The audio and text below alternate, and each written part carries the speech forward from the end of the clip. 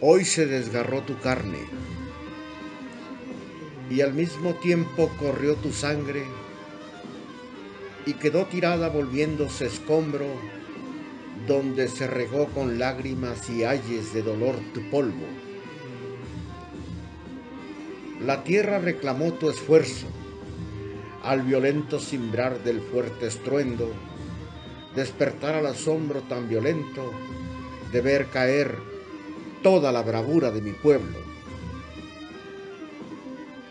No apenas iniciaba el nuevo día, sentir temblar y tener miedo, todo oscuro, solo escuchar el golpe seco en lo nocturno y ver caer la grandeza de tus muros. Sé que has pasado por esto ya hace tiempo y te has levantado como un gigante muerto. Has enseñado y tus hijos llevan dentro el amor a su pueblo y su reencuentro. Vinigulasa es tu raza, la que despierta al asomar el sol día con día, donde el trabajo duro les reclama y se descansa después de la jornada. Hoy has quedado en el suelo cobijado y te levantarás desde la nada, porque así lo manda el cielo, que sea tu morada el renacer de nuevo a la alborada.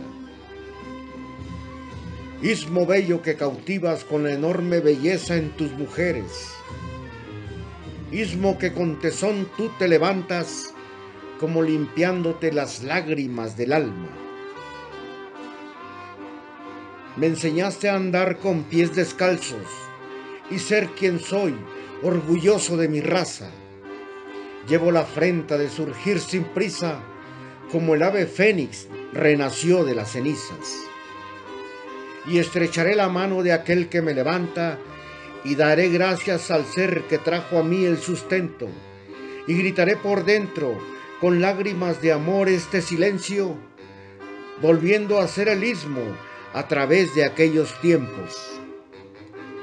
El istmo que se levanta del polvo que formó aquel viento, y serán los mismos tiempos acompañados de dicha. Después del dolor que lloró mi pueblo, quien secó su llanto enfrentando su encuentro. Y volverán las velas con todo su colorido.